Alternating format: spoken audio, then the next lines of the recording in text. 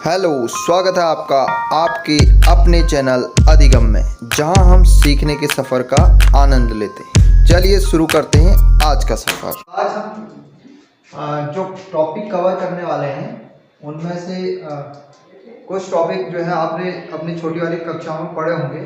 तो उसमें जो टॉपिक्स हैं मैं पहले आपको इसका भौतिक राशियों की परिभाषा और मात्रक सब बताए थे। ये है भौतिक राशियाँ। दूसरा टॉपिक है उनके प्रकार, कितने प्रकार का है। तीसरे उनकी परिभाषाएं। चौथा वेक्टरों, वेक्टरों से मतलब है सदिश, सदिशों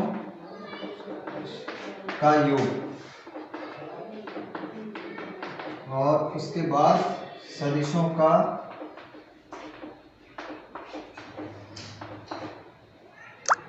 घटाना। उसके बाद है सदिशों के घटक।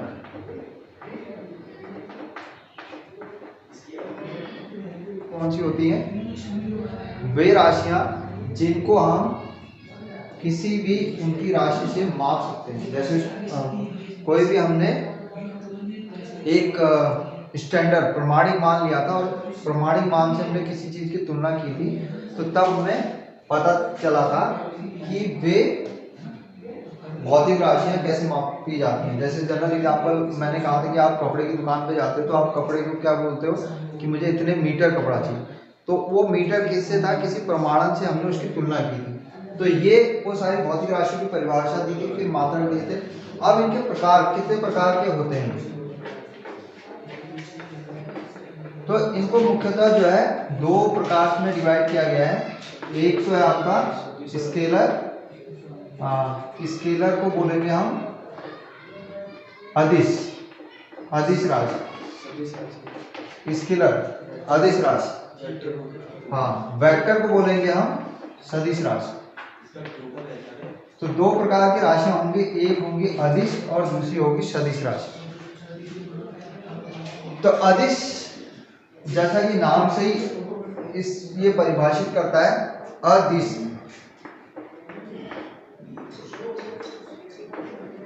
दिश का मतलब दिशा से है और इसका मतलब नहीं। और दूसरा है सदिश, स मतलब सहित, यानी कि किसके सहित? दिशा सहित।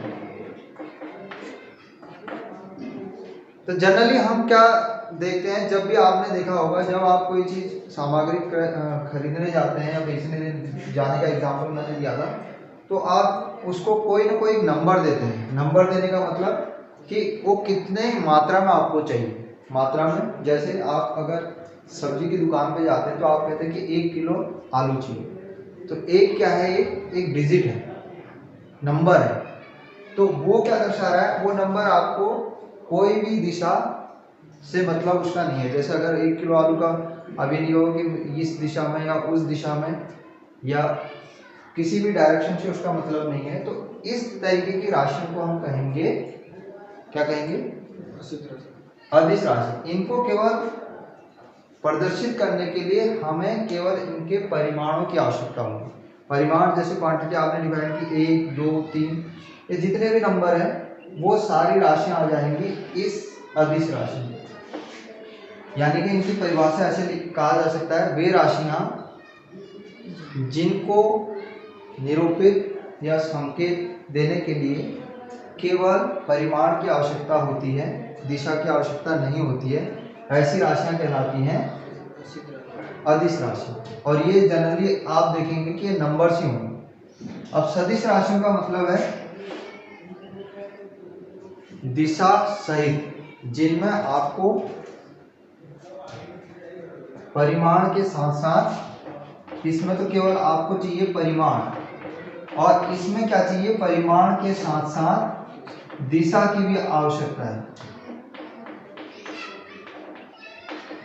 परिमाण का मतलब है मैग्नीट्यूड।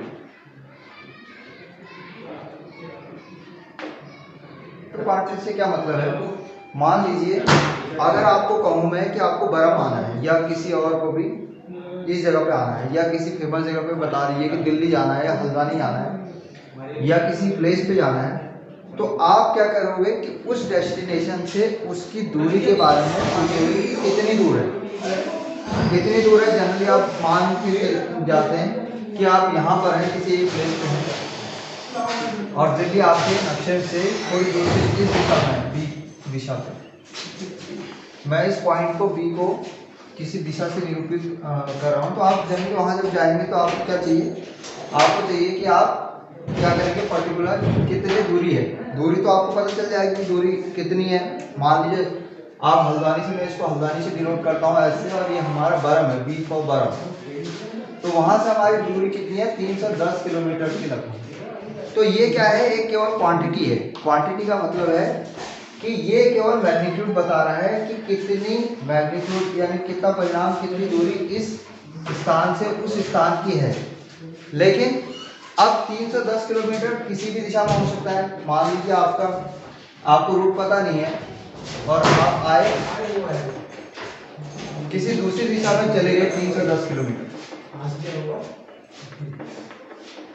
तो क्या आप इस डेस्टिनेशन को पहुंच पाएंगे?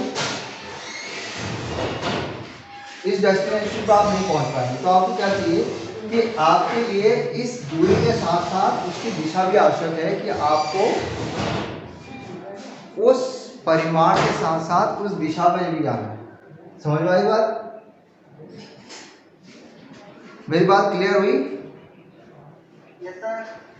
हाँ, तो इसका मतलब आप 310 किलोमीटर तो किसी भी दिशा में जा सकते थे, लेकिन आपको क्या चाहिए, उसके साथ साथ दिशा भी चाहिए कि आपको पर्टिकुलर हल्द्वानी से पूर्व की ओर, पश्चिम की ओर या इसी डायरेक्शन में वो एक डेस्टिनेशन बता देगा कि पहले ये आएगा, फिर उसके बाद ये वाला आएगा। यानी कि पहले आपको हल्द्वानी से पिथौरागढ़ जाना है, पिथौरागढ़ आपका इस रूट पे पड़ेगा।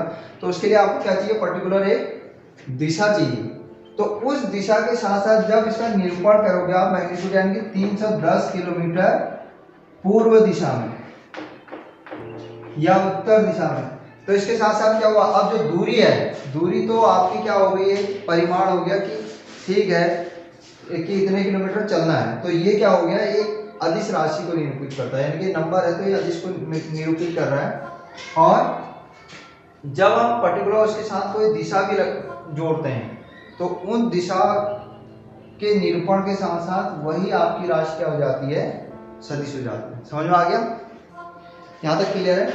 तो इसका जैसे एग्जाम्पल है, इसका एग्जाम्पल जैसे मैंने भी थोड़ी देर पहले बताया कि आप मास यानी कि द्रव्यमान, कितने किलो आपको कोई सामग्री चाहिए, या लेंथ, या टाइम